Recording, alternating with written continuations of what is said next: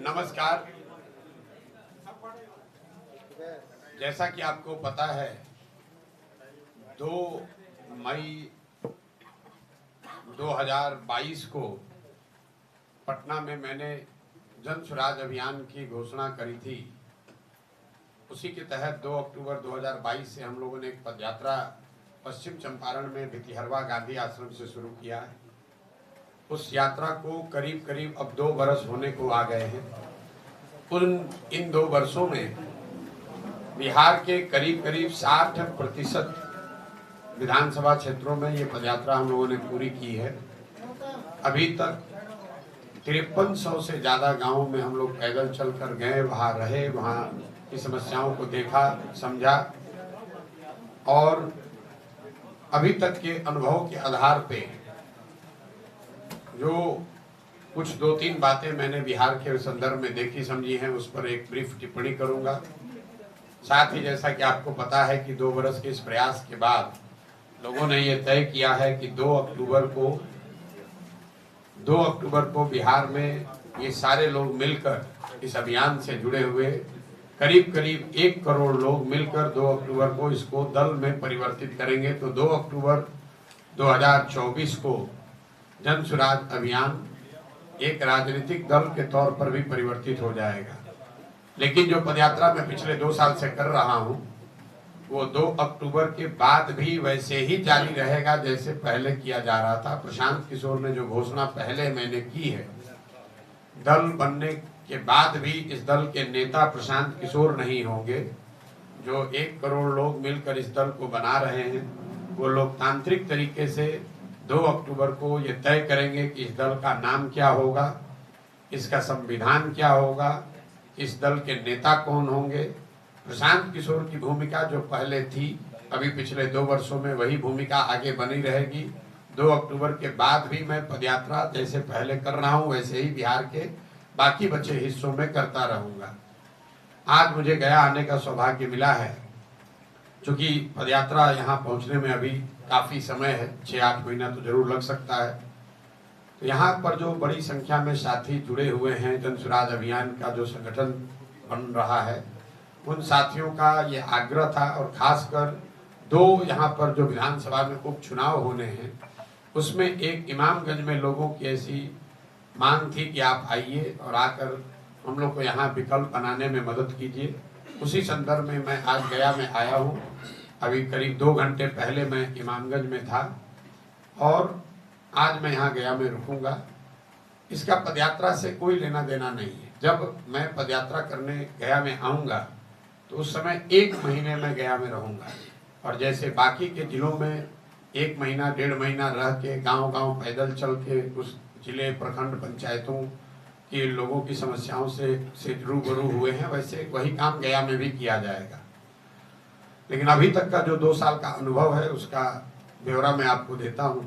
मेरी समझ से 2 वर्ष में जो हमने जमीन पर देखा, बिहार में सबसे बड़ी समस्या लोगों की नज़र में यहाँ पर बेरोजगारी और पलायन है। आप ये कहेंगे कि भैया इसके लिए पदयात्रा करने की क्या जरूरत है? ये तो सबको मालूम है कि बिहार में बेरोजगारी पलायन बहुत बड़ा मुद्दा है। लेकिन 2 वर्ष की इस पदयात्रा ने पलायन के जिस स्वरूप और विकरालता का जो मेरा अनुभव हुआ है वो आपको आंकड़ों में नहीं दिखता है। आंकड़ों में जितना बिहार गरीब दिखता है, जमीन पर पदयात्रा के दौरान जब मैं लोगों से मिला हूँ 2 साल, उससे कहीं ज़्यादा स्थिति भयावह है। मैं बिहार में ही पैदा हुआ हूँ, यही सरकारी विद्यालय से पढ़ा हूँ, यहाँ पर पहले संयुक्त राष्ट्र संघ के कर्मचारी के तौर पर भी काम किया है, राजनीतिक तौर पर भी काम किया है।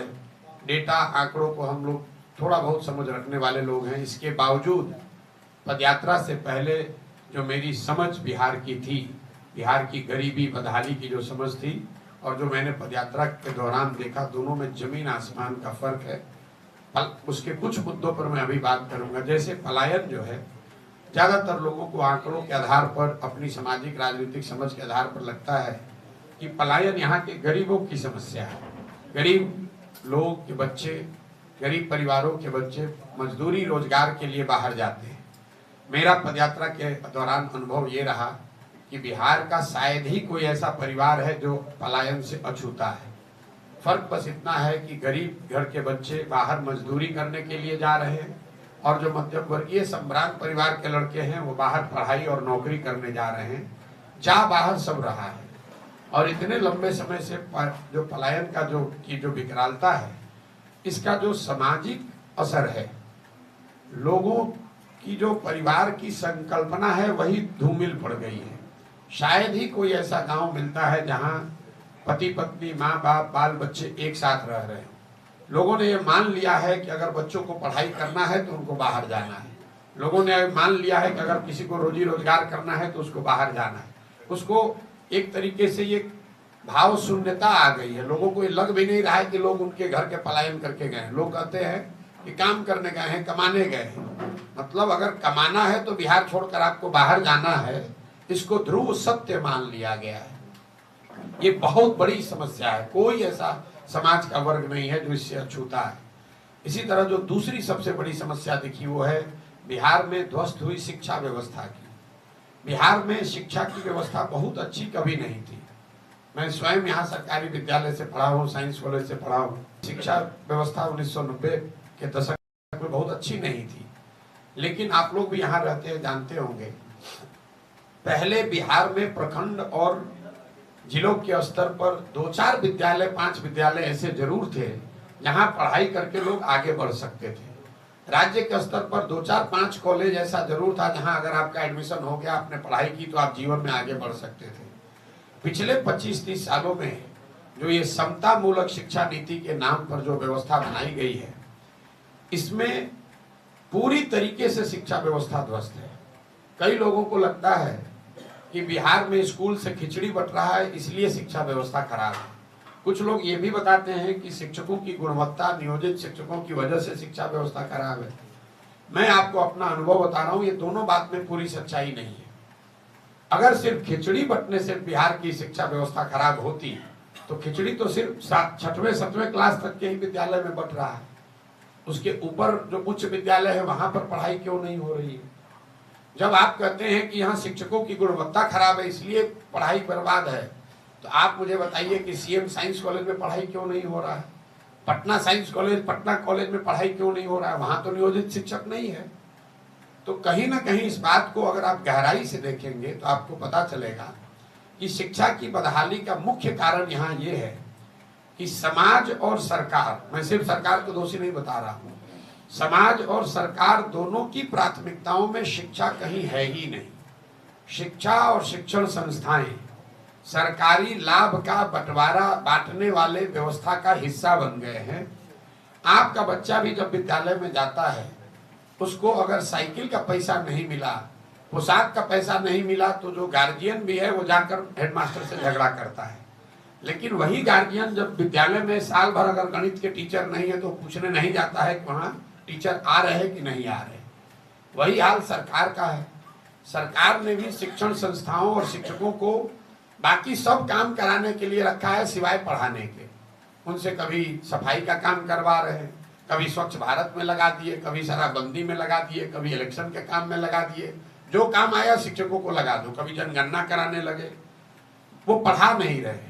हुआ ये है कि ये समता मूलक शिक्षा नीति के नाम पर यहाँ गांव-गांव पंचायतों में विद्यालयों के नाम पर भवन बना दिए गए। ऐसा नहीं है कि पढ़ाई के नाम पर सरकार खर्च नहीं कर रही है। करीब करीब 50,000 करोड़ रुपया हर साल इस गरीब बिहार का खर्च हो रहा है पढ़ाई के नाम पर। ये विद्यालयों के भवन जो बने हैं, जहाँ भवन बना वहां पर शिक्षक नहीं है, जहाँ शिक्षक है वहां भवन नहीं है, जहाँ दोनों है वहां बच्चे नहीं है, जहाँ तीनों है वहां पढ़ाई नहीं है। मतलब जो कॉलेज है वहां पर भवन भी है, वहां पर शिक्षक भी है, 20,000 स्टूडेंट का नामांकन भी है, लेकिन वहां पढ़ाई नहीं है। कई ऐसे प्राइमरी विद्यालय हैं, भवन बन गया है, कोई वहां पर शिक्षक ही नहीं है। कई ऐसे उच्च विद्यालय हैं, वहां भवन है, शिक्षक है, लड़के ही नहीं है वहां पर पढ़ने वाले। तो ये पूरी व्यवस्था जो है इस वजह से चरमरा गई है। तीसरी जो सर्वस्पर्शी समस्या लोगों ने बताई वो है किसानों की बदहाली का मामला। बिहार में जो किसान है वो बिल्कुल बदहाल है। क्यों है? उसकी 3 वजह हम लोग को समझ में आ रही है। पहला, आजादी के बाद मुझे लगता है कि बिहार देश का एकमात्र ऐसा बड़ा राज्य है जहां भूमि सुधार को लेकर कोई प्रयास नहीं किया गया। नतीजा ये है कि करीब करीब 1/3 जमीन बिहार में उसका ओनरशिप डिस्प्यूटेड है। एक मैं आपको आंकड़ा देता हूं, यहाँ समाजवाद की राजनीति हुई है, सामाजिक न्याय का चर्चा हुआ है। समाजवादियों की सरकार और सोशल जस्टिस की बात करने वाले सरकारों के 40-50 साल के शासनकाल के बाद बिहार में रहने वाले 100 में 60 परिवार के पास 1 इंच भी जमीन नहीं है। 100 में 60 लोगों के पास यहाँ जमीन है ही नहीं। देश के स्तर पर 100 में 38 परिवारों के पास जमीन नहीं है। बिहार में भूमिहीनता 60% है ग्रामीण क्षेत्रों में, और जिनके पास जमीन बची भी है, जिनके पास थोड़ी जमीन है, वो बचे हुए 40% में 35% लोग ऐसे हैं जो 2 बीघे से कम के मालिक हैं या उससे कम की खेती करते हैं। तो वो जो यहाँ पर खेती है वो कमाने वाली खेती नहीं है। खेती का जो मूल स्वरूप है वो खाने का साधन है। लोग खेती जो कर रहे हैं वो सिर्फ खाने के लिए कर रहे हैं। आप सुनते हैं कि गांव में लोग आते हैं, कहते हैं भैया यहाँ रोपनी करने आए हैं, कटिया करने आए हैं, कमाने के लिए बाहर लुधियाना जाएंगे। ये बोलचाल की भाषा में लोग बताते हैं। मतलब खेती इसलिए करने आए हैं कि बाल बच्चे का पेट भर जाए, और कमाने के लिए मजदूरी करने बाहर जाएंगे। दूसरी जो यहाँ सबसे बड़ी समस्या है खेती की, वो है जल का कुप्रबंधन। ये जो जल संसाधन विभाग है यहाँ, ये यहाँ का सबसे बड़ा भ्रष्ट व्हाइट एलिफेंट, जिसको सफेद हाथी कह लीजिए। जल संसाधन के बारे में जब भी चर्चा होती है बिहार में, तो हम लोग बाढ़ की बात करते हैं। बिहार में 50% कृषि योग्य जमीन पर बाढ़ का खतरा है, उसकी चर्चा भी होती है। लेकिन बाकी के 50% जमीन में क्या हो रहा है, मैं आपको आंकड़े बता रहा हूं। 50% जमीन पर तो बाढ़ का खतरा है, जो बाकी 50% बच गया उसमें आधी जमीन ऐसी है जहां जल जमाव बहुत बड़ा मुद्दा है। जैसे ही आप सीमावर्ती, नेपाल के जो सीमावर्ती जिले हैं, दोनों चंपारण, सीतामढ़ी, सुपौल, मधुबनी, उन जिलों को अगर छोड़िएगा, नीचे आइएगा, गोपालगंज, सिवान, वैशाली, मुजफ्फरपुर, दरभंगा, खगड़िया, समस्तीपुर, वहां हर प्रखंड में जल जमाव इतनी बड़ी समस्या है। कोई ऐसा पंचायत नहीं है जहां 500,000 एकड़ जमीन पानी के निकासी के वजह न होने की वजह से 2 फसल के बजाय 1 फसल का ही जमीन रह गया है। और तीसरी यहाँ जो बड़ी समस्या है पानी को लेकर, वो है सूखा और नदियों के रास्ते बदलने से। जितने नेपाल से लगते हुए जिले हैं, करीब करीब नेपाल से 1000 से ज्यादा छोटी बड़ी नदियां बिहार में आती हैं, और हर साल वो एक नया रास्ता लेकर आती है। ज्यादातर नदियां ऐसी हैं जो हम लोग गांव में वहां चले सीमावर्ती जिलों में, तो देखा कि एक बार नदी इस रास्ते से आई, एक गांव से आई, अगले बार वो दूसरे गांव से चली गई। नतीजा ये हुआ कि जहां पर पिछले नदी चल रही थी, अब वो उपजाऊ जमीन पूरा बालू हो गया, बर्बाद हो गई जमीन। अच्छे खासे खाते पीते परिवार के लोग किसान से मजदूर बन गए। तो ये, और इसके बाद जो सूखे की व्यवस्था, पानी के पटवन की जो व्यवस्था है, जो कि साउथ बिहार में जहां बैठे हुए इन जिलों में ज्यादा समस्या है। बिहार एकमात्र ऐसा राज्य है जहां पिछले 10 वर्ष में सिंचित जमीन की मात्रा 11% से कम हो गई है। मतलब अगर 10 वर्ष पहले 100 एकड़ में नहर और नलकूप से सिंचाई की व्यवस्था थी, तो आज वो नहरों और नलकूप के रख रखाव के कुप्रबंधन की वजह से सिर्फ 89 एकड़ जमीन में ही अब सिंचाई की सुविधा रह गई है। आप भी यहाँ गांव देहात में सुनते होंगे, लोग बताते हैं कि ये नहर है, इसमें पहले पानी आता था, अब पानी नहीं आता है। और तीसरी जो सबसे बड़ी समस्या है, भूमि सुधार, जल का कुप्रबंधन, और तीसरी जो सबसे बड़ी समस्या है कि इन सब के बावजूद बिहार के किसान जो पैदा कर रहे हैं, उनको अपने फसल के दाम न मिलने की वजह से बिहार में उनका बहुत बड़ा नुकसान हो रहा है। मैं एक आपको आंकड़ा फिर दूंगा। बिहार के किसानों की स्थिति पर एक आर्थिक सर्वेक्षण का अनुमान है कि यहाँ के किसानों को जो वो फसल उगा रहे हैं उसका उचित दाम न मिलने की वजह से हर साल करीब करीब 15 से 20 हजार करोड़ रुपए का नुकसान हो रहा है। आप उदाहरण के तौर पर देख लीजिए, ये गया का जो एरिया है, यहाँ पर धान की खेती इस पूरे एरिया में होती है, यहाँ से लेके शाहाबाद तक। धान का आधिकारिक मूल्य है करीब 2100 रुपया, शायद ही कोई ऐसा किसान है, चाहे वो पैक्स से काहे ना जुड़ा हो, जो 1500, 1600, 1700 रुपए से ज्यादा में अपना धान बेचा हो। अब लोगों को लगता है भाई ये तो पूरे देश में ऐसा होगा, नहीं, ऐसा नहीं है। हम लोग को लगता है कि पंजाब हरियाणा में किसान बहुत धनी है।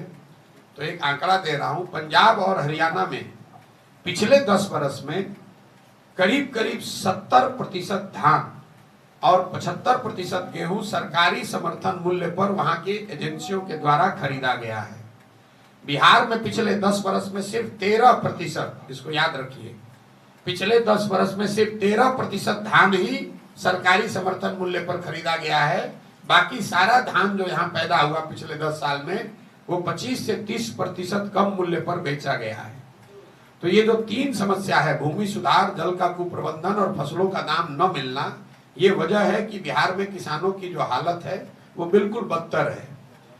पलायन, शिक्षा और किसानों के बाद जो 3 सबसे ज्यादा शब्द हम लोग सुने पदयात्रा के दौरान, वो है अफसरशाही से परेशान जनता, सरकारी विभागों में फैला हुआ भ्रष्टाचार और सरकारी योजनाओं में, चाहे वो योजना केंद्र की हो कि राज्य की, काटे जाने वाला दलाली का नया शब्द पीसी।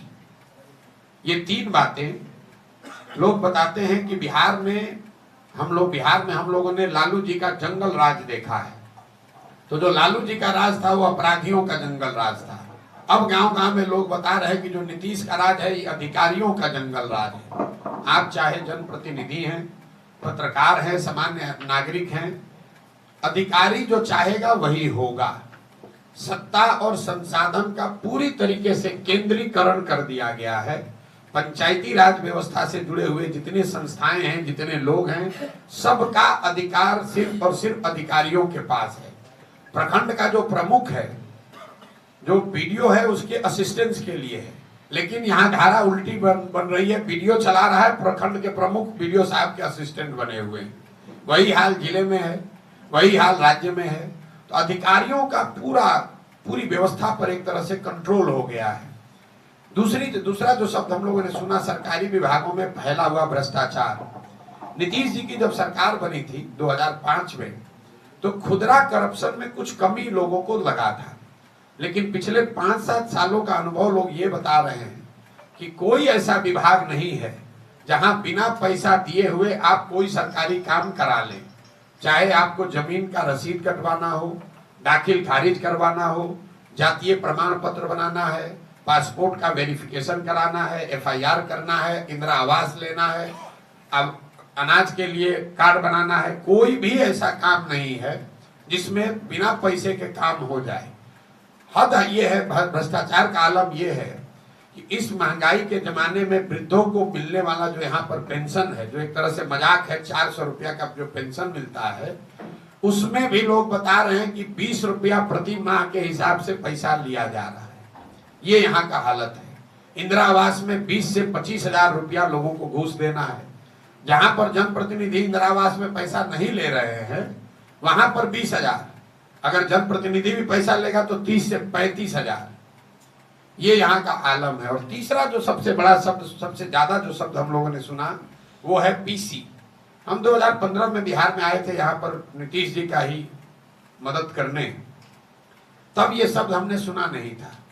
अभी जो व्यवस्था है बिहार में, सारी व्यवस्था ध्वस्त हो गई, लेकिन सभी योजनाओं में व्यवस्थित तरीके से पैसा जो पीसी काटने का व्यवस्था है वो बहुत बढ़िया बन गया है। योजना चाहे सरकार, केंद्र सरकार की हो या राज्य सरकार की, अनाज बांटने की योजना है तो 30 से 35 रुपया प्रति क्विंटल पीसी कटेगा। मनरेगा है तो 40 से 50% कटेगा। कोई ऐसी योजना नहीं है जिसमें 10% से लेकर 40% तक पीसी नहीं काटा जा रहा है। इन 3 शब्दों के अलावा जो 3 यहाँ पर लोगों को रोजी रोजगार का जो लोग बता रहे हैं, जो उपाय रह गया है, 3 उद्योग धंधे यहाँ बड़े फल फूल रहे हैं। पहला है अवैध शराब का कारोबार। गांव-गांव में लड़कों के पास रोजगार का ये नया साधन खड़ा हो गया है, जहां शराबबंदी के नाम पर दुकान बंद है, होम डिलीवरी चालू है। और होम डिलीवरी कर कौन रहा है? ये नए लड़के, उनको शराब माफिया अपने पेरोल पर लेकर, उसको मोटरसाइकिल लेकर 4, 5, 10 बोतल का हेर फेर करा रहे हैं और लड़के इस काम में फंसते चले जा रहे हैं। दूसरा जो देखा हमको काम का, लोगों का जो यहाँ रोजी रोजगार का उपाय है वो है अवैध बालू का खनन। अभी हम इमामगंज से आ रहे हैं, तमाम जनता कह रही है कि इतना बालू का अवैध खनन हो रहा है भैया, पानी का जल स्तर नीचे चला गया, किसान को सिंचाई के लिए पानी नहीं मिल रहा है। हम लोग जब रोड पर पैदल चलते हैं, 10 ट्रक या ट्रॉली अगर हमको मिलेगा तो उसमें मान कर चलिए कि 2-3 ट्रक ट्रॉली वही होगा जिसमें अवैध बालू का खनन हो रहा है। और ये सिर्फ गया का बात नहीं है, आप बांका जाइए वही हाल, चंपारण जाइए वही हाल, सुपौल जाइए वही हाल, कोई जिला ऐसा नहीं है जहां अवैध बालू का खनन बहुत बड़े स्तर पर नहीं हो रहा है। और तीसरा एक और यहाँ माफिया जो नया शुरू हो गया, जिसकी चर्चा कम हो रही है, वो है अनाज माफिया। ये जो प्रधानमंत्री गरीब कल्याण योजना चल रही है, जिसमें लाभार्थियों को 5 किलो अनाज प्रति माह मिलना है, लोगों को अनाज 4 किलो ही मिल रहा है। ये 20% की जो चोरी हो रही, कहाँ जा रहा है पैसा? ये 20% की चोरी इसलिए हो रही है कि करीब 30 से 35 रुपया प्रति क्विंटल के हिसाब से पैसा काट कर जनप्रतिनिधियों और अफसरों के बीच में बांटा जा रहा है। और ज्यादातर जगह पर, मैं कैमरे पर कह रहा हूं, ज्यादातर जगह पर विधायक महोदय लोग भी 6 से 7 रुपया प्रति क्विंटल अपना हिस्सा इसमें ले रहे हैं। और ये अनाज को जो पैसे में कन्वर्ट करने का सिस्टम है, भाई जो अफसर पैसा ले रहा है, जनप्रतिनिधि पैसा ले रहा है, अनाज तो ले नहीं रहा है। तो ये हर जिले में ये अनाज के नए माफिया पैदा हो गए हैं, जो इस अनाज को एक तरीके से इकट्ठा करते हैं, उसको पैसे में कन्वर्ट करते हैं, कुछ पैसा अफसर और जनप्रतिनिधि तक पहुंचाते हैं, कुछ खुद का रखते हैं, और फिर उसी अनाज की रिसाइकलिंग करके फिर उसी लाभार्थी को अगले साल, अगले महीने फिर उसी अनाज को बेचा जाता है। ये 3 जो उद्योग फल फूल रहे हैं, शराब माफिया, बालू माफिया और अनाज माफिया, इसको अगर आप छोड़ दें तो कहीं कोई रोजी रोजगार है नहीं। तो ये अभी तक के जो अनुभव हमारे रहे हैं, और अब आपके जो सवाल हैं वो आप सवाल कीजिए, उसका मैं जवाब अपनी क्षमता बुद्धि के अनुसार देने का प्रयास करूंगा। आखिर आपने क्या सोचा है? हेलो, आपने क्या सोचा है इसके रोकथाम के लिए? नहीं, उसके रोकथाम के लिए सोचा ही नहीं है। जो सोचा है उसको जमीन पर करके दिखा रहे हैं। अपना घर परिवार सुख सुविधा छोड़कर पिछले 2 साल से गांव-गांव पैदल चल रहे हैं। क्यों चल रहे हैं? लोग यहाँ बता रहे हैं भैया ये सब बात जो आप बता रहे हैं ठीक है, हम लोग को मालूम है, लेकिन हम लोग के पास विकल्प नहीं है। तो मैं लोगों को ये कह रहा हूँ कि आपके पास विकल्प नहीं है। ये जो राजनीतिक बंधुआ मजदूरी है, जहाँ लालू के डर से भाजपा और भाजपा के डर से लालू को आप वोट देते हैं, इससे अगर निकलना है तो नया दल, नया विकल्प बनाना पड़ेगा। तो अब ये सवाल ये है, यक्ष प्रश्न ये है कि नया दल और विकल्प बनाए कौन? तो हम ये लोगों को बता रहे हैं कि भाई आप आइए साथ में, आपकी मैं मदद करता हूं, आप मिलकर दल बनाइए, जनता मिलकर दल बनाए। आप पैसे की चिंता मत कीजिए, साधन व्यवस्था चुनाव लड़ने की चिंता मत कीजिए, वो चिंता आप प्रशांत किशोर और जन सुराज की व्यवस्था पर छोड़िए। लेकिन बिहार में अगर आप नया विकल्प बनाना चाहते हैं तो आप इसमें जुड़िए, ताकि आपके और आपके बच्चों की राजनीतिक बंधुआ मजदूरी खत्म हो, और जानने समझने के बाद भी गलत नेताओं को मजबूरी में वोट आपको न देना पड़े। सर, दैनिक जागरण से संजय बोल रहे हैं सर। जी, आप ब्याह में आगमन हुआ, आप सीधे इमामगंज गए सर, बेलागंज क्यों नहीं? दोनों जगह चुनाव है। बिल्कुल नहीं, मैं बेलागंज भी मैं इमामगंज में साथी हमसे कई लोग मिलने आए थे, और उनका ऐसा मत था कि इमामगंज में आपको आना चाहिए। लोगों ने न्योता निमंत्रण दिया था तो वहां गए थे। मैं बेलागंज में कल लोगों से मिल रहा हूँ। ऐसी बात नहीं कि मैं बेलागंज से हमको कोई परहेज है। अगर जनसुराज चुनाव लड़ेगा, बाई इलेक्शन लड़ेगा, तो बेलागंज इमामगंज दोनों जगह लड़ेगा, और अगर नहीं लड़ेंगे तो दोनों जगह नहीं लड़ेंगे। ऐसा नहीं है कि इमामगंज के लिए अलग है और बेलागंज के लिए अलग है। अभी हमको पता नहीं है कि उपचुनाव का डेट अभी शायद अनाउंस हुआ है। अभी डेट हमको देखना पड़ेगा, क्योंकि 2 अक्टूबर को दल बनना है। 2 अक्टूबर के बाद अगर चुनाव है तो निश्चित तौर पर चुनाव लड़ा ही जाएगा, उसमें कहीं कोई दो मत नहीं है। लेकिन अगर 2 अक्टूबर से पहले चुनाव हो रहा है तो यहाँ पर जो जनसुराज से साथी जुड़े हुए हैं उनसे बात करी जाएगी, और अगर लोग चाहेंगे कि नहीं चुनाव लड़ना है तो जनसुराज की व्यवस्था से जुड़े हुए किसी साथी को निर्दलीय उम्मीदवार के तौर पर, जनसुराज समर्थित निर्दलीय उम्मीदवार के तौर पर चुनाव लड़ाया जा सकता है। सर तेजस्वी ने आरोप लगाया हेलो है। हेलो सर, मेरा एक सवाल था। एक मिनट रुकिएगा।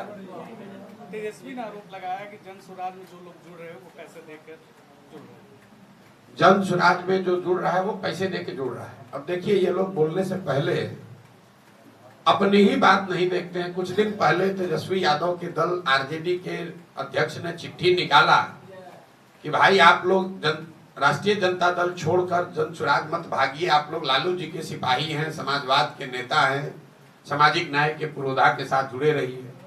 तो क्या तेजस्वी यादव ये कह रहे हैं कि आरजेडी के लोग पैसा लेकर जन स्वराज ज्वाइन कर रहे हैं? तो ये तो आरजेडी के कार्यकर्ताओं को, अपने ही नेताओं को गाली दे रहे हैं, अपने नेताओं को भ्रष्ट बता रहे हैं। भाई अगर पैसा देकर उनके लोग आ रहे हैं जन स्वराज में, यही तो जब आप अपने से राजनीति नहीं किए हैं, पढ़ाई लिखाई किए नहीं, राजनीति बाबूजी का दुकान था तो मिल गया है, तो बोलना कुछ चाहते हैं, बोल कुछ और जाते हैं। अब बताइए, अपने ही नेता को कह रहे हैं कि पैसा लेके जन स्वराज में गया है। तो भाई पत्र तो आपने निकाला है कि आरजेडी के सारे नेता आप लोग विचारधारा वाले लोग हैं, आप लोग लालू जी सामाजिक न्याय के सिपाही हैं, आप लोग जन स्वराज में मत जाइए। तो उनके दल में भगदड़ मची हुई है, तो घबराहट तो स्वाभाविक है। मान लीजिए आप लालटेन आपका है और उसमें से किरासन तेल चूने लगे, तो आपको तो घबराहट होगी कि अब थोड़े दिन में ये बुझने वाला है। बिहार में खास पॉलिटिक्स हेलो जी, पीछे से एक सवाल, एक उनको कर लेने दीजिए खड़े। सर, मेरा नाम मार्केट निराला है। एक भैया एक एक करके पूछेगा तभी तो बता पाएंगे। पीछे खड़े बोलिए। परिचय पहले बता दें सर, मेरा नाम मार्केट निराला है।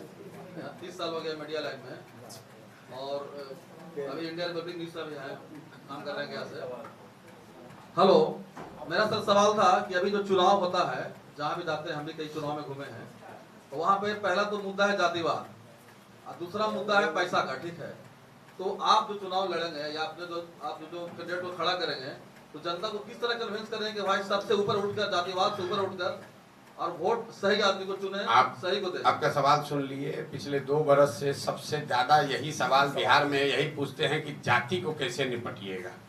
तो आप तो पत्रकार हैं, आपने कहा कि आप बड़ा चुनाव भी कवर करते हैं, जाते हैं, देखते हैं समाज में वोट कैसे होता है। अभी लोकसभा का चुनाव हुआ है, गया में भी हुआ है, यहाँ एनडीए के प्रत्याशी मांझी जी जीत कर आए हैं। तो मांझी जी को जितने लोगों ने वोट दिया वो क्या सब उनके जाति के लोग थे? पूरे बिहार में जितने लोगों ने भाजपा को, मोदी जी को वोट दिया, वो लोग क्या मोदी जी के जाति के लोग हैं? यहाँ पर मुसलमानों ने जो लालू जी के पार्टी को वोट दिया, वो क्या लालू जी के जाति के लोग हैं?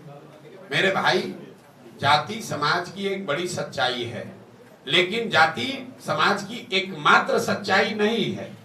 18% मुसलमान आरजेडी को जाति के नाम पर वोट नहीं दे रहा, वो भाजपा के डर से उनको वोट दे रहा है।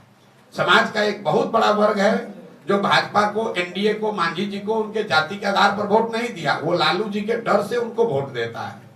कुछ समाज का वर्ग ऐसा भी है जो जाति के आधार पर वोट देता है, उससे क्या चिंता है? वो देखा जाएगा जब वो होगा। तो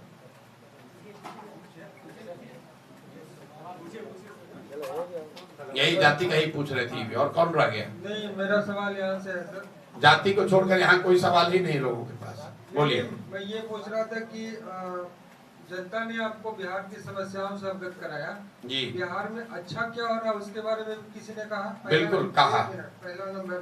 दूसरी नंबर की आपकी पार्टी के लिए सीएम पद के उम्मीदवार कौन होंगे और आप कहाँ से चुनाव लड़ेंगे? आपके पास ऐसा कौन सा ब्लूप्रिंट है जो सब कुछ बदल कर रख देंगे कुछ ही दिनों में? ठीक, पहला आपने कहा कि बिहार में अच्छा क्या हुआ। बिल्कुल, लोगों ने जो अच्छी बात है उसको भी बताई।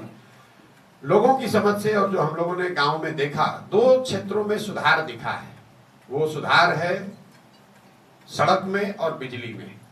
राष्ट्रीय मार्ग जो नेशनल हाईवे है, स्टेट हाईवे है, उसमें निश्चित तौर पर पिछले 10 वर्षों में सुधार हुआ है। इसके साथ साथ यहाँ पर हर घर, हर टोले, गांव में बिजली भी पहुंच गई है। और अगर आप जन स्वराज की सभाओं में जाएंगे तो वहां पर मैं हाथ उठाकर कहता भी हूँ, कहवाता भी हूँ लोगों से कि भैया नीतीश के राज में अगर आपने बिजली के लिए वोट दिया है तो बिजली घर घर आई है। लेकिन मैंने उसका जिक्र क्यों नहीं किया ये आपको बता देता हूँ।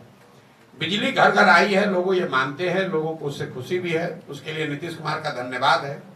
लेकिन लोगों को साथ में ये भी लगता है कि ये नई व्यवस्था बनने के बाद ज्यादा आ रहे हैं, गलत आ रहे हैं।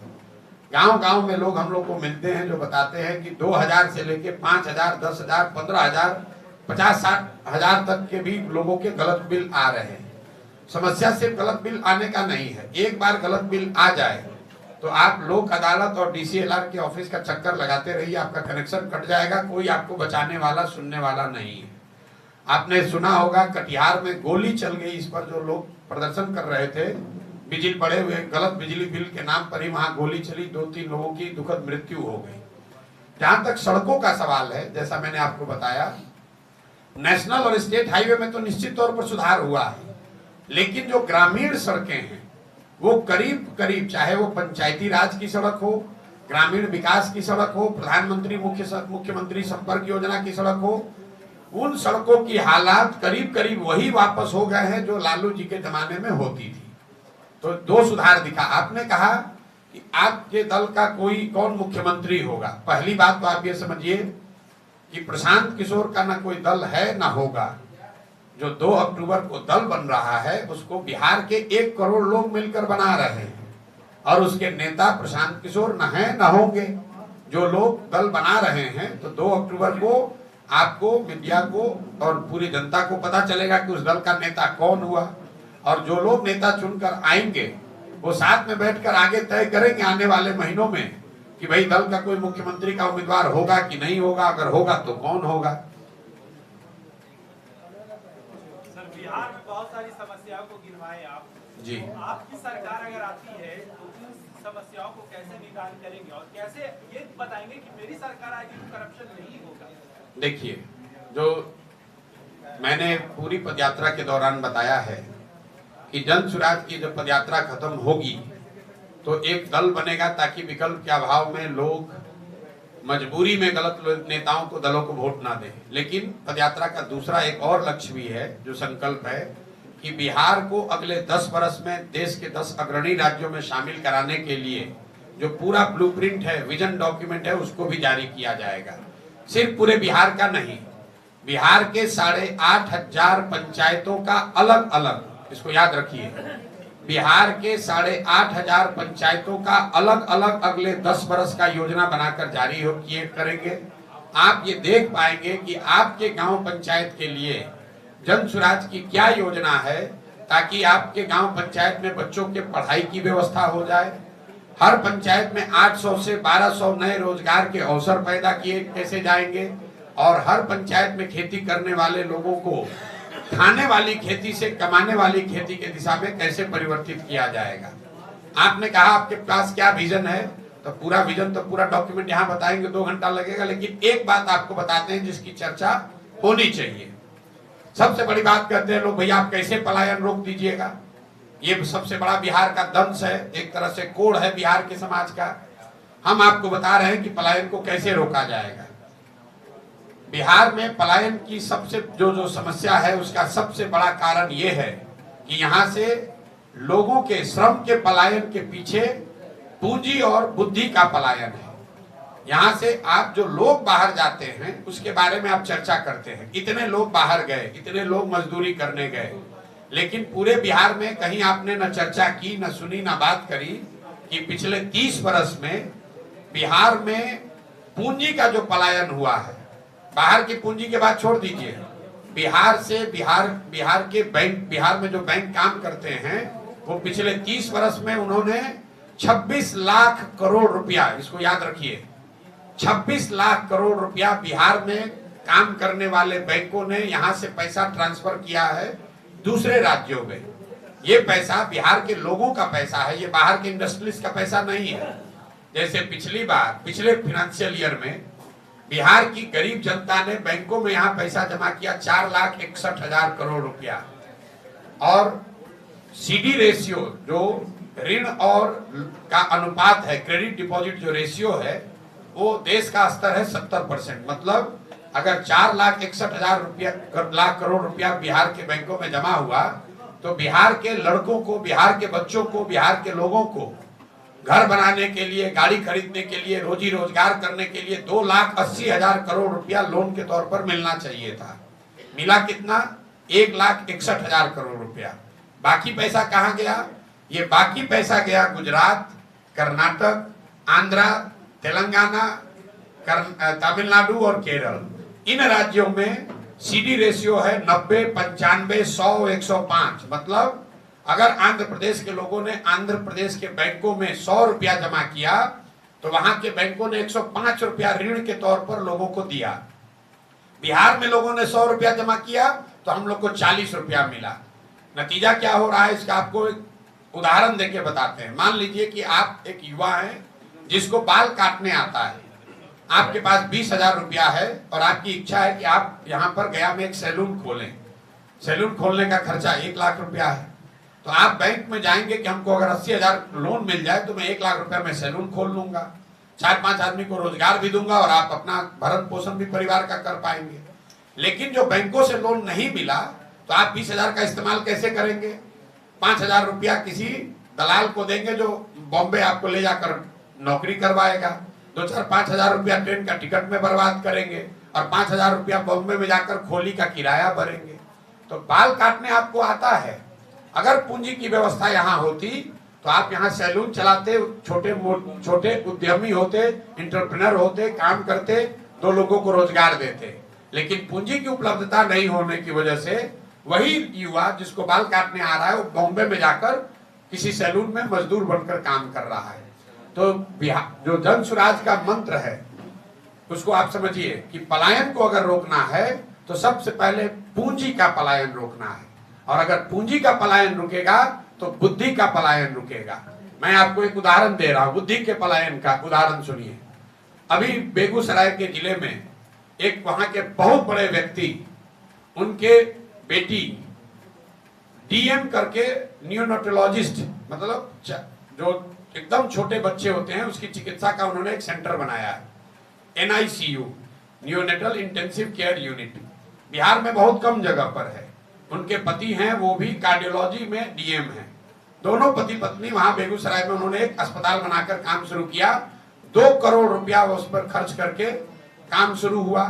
वहां पर लोगों की रंगदारी, बदमाशी और पैसा वसूली के चक्कर में अभी 4 दिन पहले मैं मिला तो लोग बता रहे हैं कि भैया हम इसको बेचकर अब छोड़कर जा रहे हैं कानपुर में, लखनऊ में नौकरी करेंगे। यह है बुद्धि का पलायन। अगर कोई यहाँ पर सीनियर डॉक्टर काम कर रहा है तो आप समझिए डीएम बहुत बड़ी डिग्री होती है डॉक्टर में, आप MBBS किए, MS किए, उसके बाद डीएम करने का अवसर मिलता है। उतने पढ़े लिखे लोग यहाँ पर आकर अस्पताल बनाकर काम कर रहे हैं तो 30, 40, 50 लोगों को रोजगार मिला हुआ है। उसको आप सुविधा नहीं दिए, उससे रंगदारी वसूल कर रहे हैं, उस पर FIR कर रहे हैं। वो अपना यहाँ से दुकान बंद किया, वो तो पढ़ा लिखा डॉक्टर है, वो लखनऊ में भी काम कर सकता है, दिल्ली में भी काम कर सकता है।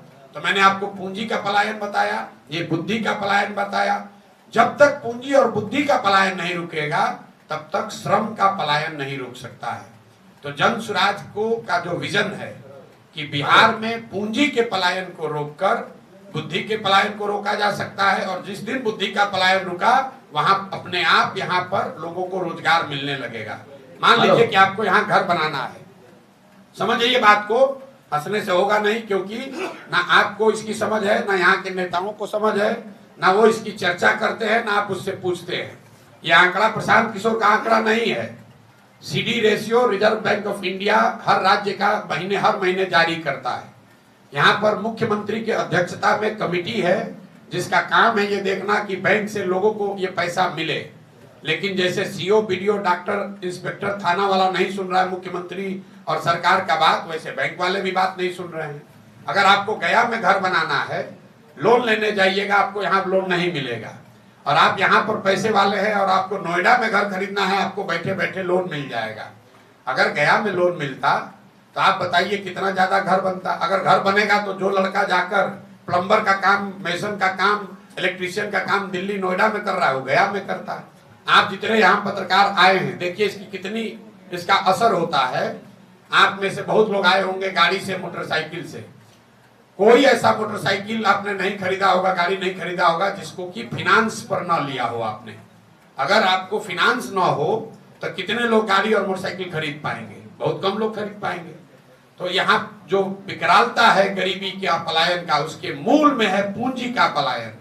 जब तक यहाँ पर लोगों को सस्ती और सुलभ ऋण नहीं उपलब्ध कराया जाएगा तब तक यहाँ पलायन को नहीं रोका जा सकता। ये जो सरकारी नौकरी का झांसा लोग दे रहे हैं, ये आंकड़ा याद रखिए, यहाँ ये मूर्खों की नगरी बना दिया है यहाँ के नेताओं ने।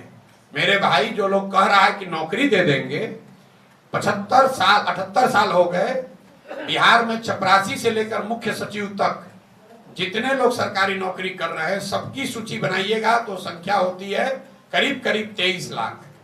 23 लाख लोगों को बिहार में सरकारी नौकरी मिली हुई है। ये प्रतिशत के टर्म पर हुआ 1.97%, मतलब 98% बिहार के लोगों को ना सरकारी नौकरी है ना हो सकती है। लेकिन इसी 2% के सरकारी नौकरी के जाल में फंसाकर लाखों बच्चों को लोग, कोई ट्यूशन करा रहा है, कोई कोचिंग करा रहा है, कोई रिजर्वेशन का बात कर रहा है कि हम 50 कर देंगे, 65 कर देंगे।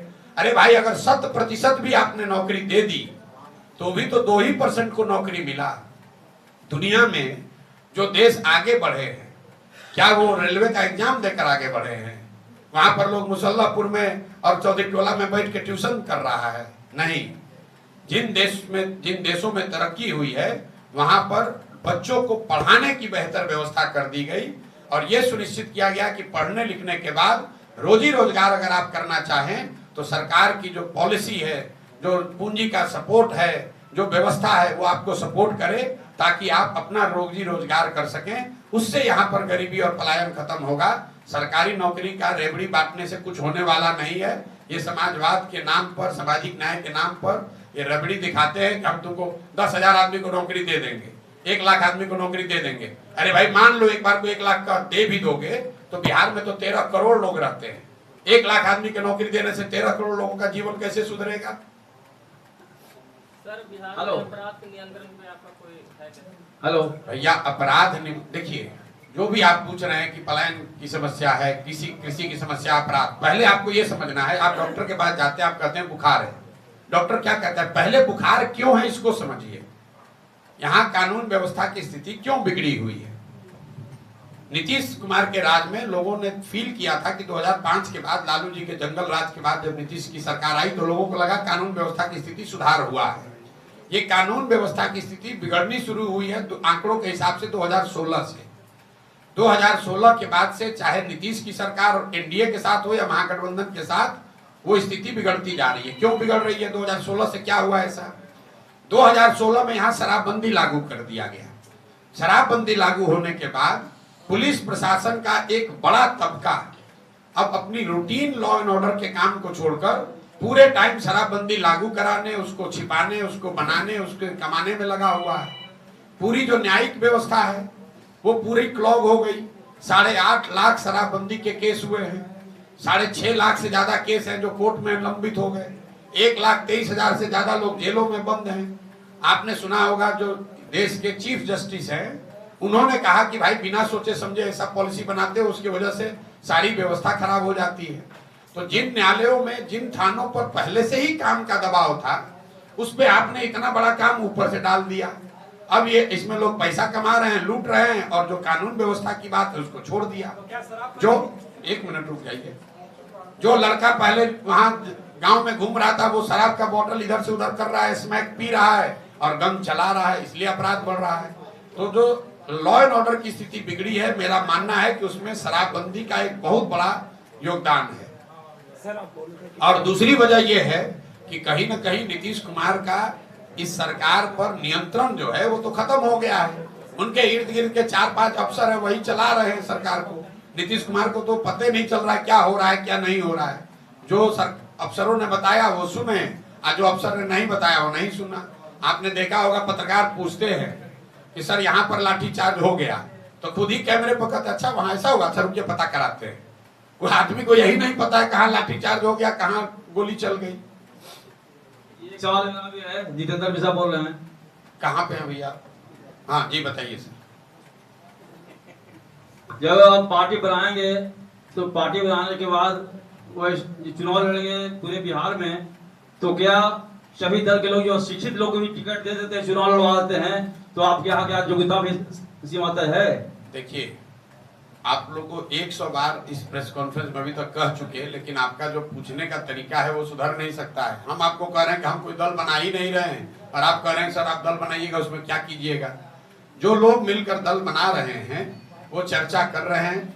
संविधान बनाने के लिए, इस दल के संविधान को बनाने के लिए 121 सदस्यीय कमेटी है, जो कि करीब करीब 1000 बिहार के गांव कस्बों में जाकर मीटिंग कर रहे हैं। प्रखंड में आपके यहाँ भी लोग आएंगे। उस संविधान में इस बात को पूछा जा रहा है कि क्या दल में टिकट देने के पहले शैक्षणिक योग्यता को एक पैरामीटर बनाया जाए। जो मैं खुद वहां मीटिंग कर रहा हूं, पटना में भी आपने देखा होगा 2 बड़ी बैठकें हुई हैं, 6 और बाकी हैं, वहां पर भी मैंने पूछा। अभी इस पर सामंजस्य नहीं बन पाया है। ज्यादातर लोग कह रहे हैं कि शैक्षणिक योग्यता एक पैरामीटर होना चाहिए, लेकिन वो शैक्षणिक योग्यता 10वां होना चाहिए, 12वां होना चाहिए, बीए होना चाहिए, इस पर चर्चा चल रही है। लेकिन 2 अक्टूबर को जब दल बनेगा तो आपको निश्चित तौर पर दल के संविधान में लिखा हुआ आप पाएंगे कि शैक्षणिक योग्यता टिकट देने का आधार होगा कि नहीं होगा, और अगर होगा तो वो किस स्तर के शैक्षणिक योग्यता को इसमें मिनिमम क्वालिफिकेशन के तौर पर रखा जाएगा। एक क्वेश्चन है सर, अगर आपकी 25 में सरकार बनती है तो अभी कांग्रेस जो मुहिम छोड़ी है विशेष राज्य की दर्जा की, कांग्रेस की तरफ से 2-3 दिन में न्यूज चल रहा है, क्या आप विशेष राज्य की दर्जा केंद्र सरकार से फिर मांगेंगे? बिल्कुल नहीं मांगेंगे। ये समय खोटा करना है। कांग्रेस का यहाँ विषाद क्या है, कांग्रेस की औकात क्या है भैया? कांग्रेस विशेष राज्य का दर्जा मांग रही है। पहले यूपीए में थे तो काहे नहीं दे दिए विशेष राज्य का दर्जा? अभी नीतीश जी के दम पर ही केंद्र की सरकार चल रही है, काहे नहीं विशेष राज्य का दर्जा ले लिए? जनता को बेवकूफ बनाने के लिए जब मन हुआ कह दिया विशेष राज्य का दर्जा। पहले आप खड़ा होकर समझिए कि विशेष राज्य का दर्जा का मतलब क्या है। विशेष राज्य के दर्जा का मतलब बस इतना ही है कि जो केंद्र पोषित योजनाएं हैं उसमें जो केंद्र का कंट्रीब्यूशन है, अभी मान लीजिए कि 100 रुपया अगर सर्व शिक्षा के नाम पर सरकार खर्च करती है, 60 रुपया केंद्र से आता है, 40 रुपया राज्य से आता है। अगर आपको विशेष राज्य का दर्जा मिलेगा तो संभव है कि केंद्र 60 के बजाय 80 देने लगेगा। लेकिन अगर वो पैसा आ भी जाए तो क्या सारे विद्यालयों की स्थिति सुधर जाएगी? पिछले वित्तीय वर्ष में बिहार सरकार ने, इसको ध्यान रखिए, पिछले वित्तीय वर्ष में बिहार सरकार ने 51,000 करोड़ रुपया 51,000 करोड़ रुपया खर्च किए बगैर सरेंडर कर दिया। मनरेगा में सरकार का यूटिलाइजेशन है पिछले साल 39%। मतलब अगर 100 रुपया मनरेगा के लिए इस राज्य में आ सकता था तो हम लोग सिर्फ 39 रुपया लेकर आए, और आपको अरे विशेष राज्य का दर्जा दे दो। अरे भाई ज्यादा पैसा दे दोगे तो क्या उससे भ्रष्टाचार रुक जाएगा? उससे कमीशन खोरी बंद हो जाएगी? जब आपके पास जो संसाधन है उसका आप इस्तेमाल नहीं कर रहे हैं तो और ज्यादा संसाधन अगर आ भी जाए तो उससे कोई परिवर्तन नहीं आने वाला है। जब तक यहाँ की व्यवस्था नहीं सुधरेगी तब तक बाहर के पैसे से कोई यहाँ सुधार होने वाला नहीं है। पहले व्यवस्था सुधारिएगा। पहले बाल्टी में अगर छेद है तो कितना भी पानी ऊपर से डालिएगा तो नीचे से बह ही जाएगा। पहले बाल्टी ठीक होगा तब ना पानी उसमें ठहरेगा। तो यहाँ की तो पूरी व्यवस्था में छेद है। पैसा लूट, ज्यादा पैसा आएगा, ज्यादा पैसा लूट होगा यहाँ पर, उससे जनता को कोई फायदा नहीं है। और ये विशुद्ध तौर पर राजनीतिक प्रयोजन का मामला है। आप देखिए, सिंपल सी बात आप पूछिए नीतीश कुमार से, उन्हीं के समर्थन से ये देश की सरकार चल रही है। अगर नीतीश कुमार को बिहार की चिंता होती तो नीतीश कुमार ने मोदी जी से, भाजपा से क्या मांगा? अपने और अपने दल के नेताओं के लिए मंत्री पद मांगा, अपने लिए मांगा कि हम ही मुख्यमंत्री अगले 5 वर्ष और रहे। नीतीश कुमार ये भी तो कह सकते थे कि बिहार में भाई 35-40 चीनी मिल बंद है, इसको अगर चालू कराइएगा तो हम समर्थन आपको देंगे, बिल्कुल आपका चीनी मिल चालू हो जाता।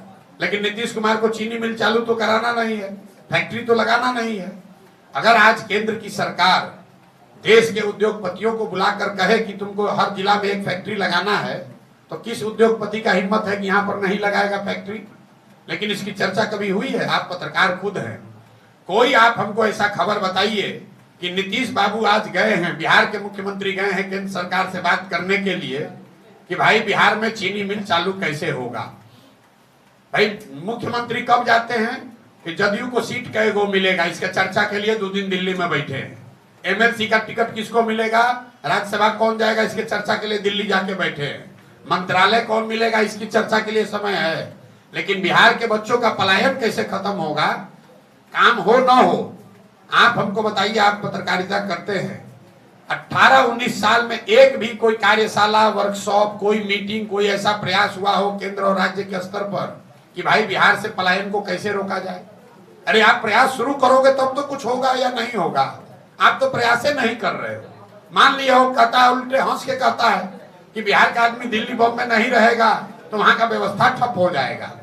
हम आपको कैमरे पर कह रहे हैं, ये कोई अभिमान की बात नहीं है कि हम लोग दिल्ली में नहीं रहेंगे तो व्यवस्था ठप हो जाएगा। यहाँ के नेताओं का हालत देखिए, कहता है कि बिहार का आदमी दिल्ली में नहीं रहेगा तो रोड पर कूड़ा कचरा फैल जाएगा, सब्जी नहीं बिकेगा। अरे भाई, अगर हम लोग के भाई बंधु जाकर वहां कूड़ा कचरा साफ कर रहे हैं, सब्जी बेच रहे हैं ठेला पर, तो ये कोई अभिमान की बात है? अभिमान की बात तब न होती कि बिहार के लड़के सब्जी पैदा करते यहाँ गया में, औरंगाबाद में, और यहाँ से ट्रेन से हम लोग दिल्ली भेजते, तब न अभिमान की बात होती कि अगर बिहारी कह के गाली दोगे तो यहाँ से सब्जी का सप्लाई बंद कर देंगे, यहाँ रोजी रोजगार होता है। नेता यहाँ हंस के कहता है हम लोग तो इतना बिहारी मेहनत करने वाला है कि हम लोग बम्बे, दिल्ली, हर जगह जाकर काम करते हैं। कहीं जाकर काम करने में शिकायत नहीं है, लेकिन मजबूरी में जाकर मजदूरी करना पड़े, ये कोई शान की बात नहीं है। सर, मेरा नाम अमन शर्मा है, मैं डिजिटल मीडिया से हूँ। सर, मैं एक युवा हूँ और बिहार के सारे युवाओं की तरफ से मेरा एक सवाल है। बिहार में जितने भी युवा हैं वो राजनीति में आने से बहुत कतराते हैं, क्योंकि उन्हें ऐसा लगता है कि राजनीति या सिर्फ पूंजीपतियों के लिए है या फिर जो राजनीति परिवेश से जो लड़के आते हैं उन्हीं के लिए है। तो आप उन लड़कों को या जो बिहार के युवा हैं उनको किस तरीके से राजनीति में आने के लिए कन्विंस करेंगे? भाई, पिछले 2 बरस से यही बात गाँव-गाँव जाकर कह रहे हैं कि अगर आपके बाबूजी विधायक नहीं है, सांसद नहीं है, आप किसी पैसे वाले के बच्चे नहीं है, तो आपको घबराने की जरूरत नहीं है। आप जन सुराज में आइए, जन सुराज से आपको हम मदद करेंगे, प्रशिक्षण भी देंगे और आपको चुनाव लड़ाने की व्यवस्था भी करेंगे। एक आंकड़ा दे रहे हैं, इसको याद रखिए। बिहार में पिछले 30 वर्ष में जितने लोग सांसद विधायक बने हैं, चाहे जिस दल का बना हो, सिर्फ 1250 परिवार के लोग ही यहाँ पर आज तक सांसद विधायक बने हैं। बिहार में 3 करोड़ से ज्यादा परिवार रहते हैं। ये 1200-1250 परिवार के लोगों ने यहाँ की पूरी व्यवस्था को कैप्चर कर लिया है और सबके मन में ये डर बैठा दिया है कि कोई आदमी राजनीति में नहीं आ सकता है। कोई राजनीति में आना चाहता है, कहता है तुम्हारा तो जात का संख्या नहीं है। आप राजनीति में आना चाहोगे, कहेगा भाई तुम्हारा बाबूजी का तो कोई पृष्ठभूमि नहीं है, आपके पास पैसा नहीं है, बाहुबल नहीं है। आप हमको बताइए कि जब लालू जी जिस दिन मुख्यमंत्री बने थे तो क्या टाटा बिरला के लड़के थे? जब नीतीश कुमार मुख्यमंत्री बने थे तो उनके बाबूजी टाटा बिरला थे। बिहार की जनता ने ही तो बनाया था, तो बिहार की जनता ने उनको बनाया तो आपको भी बना सकती है अगर आपने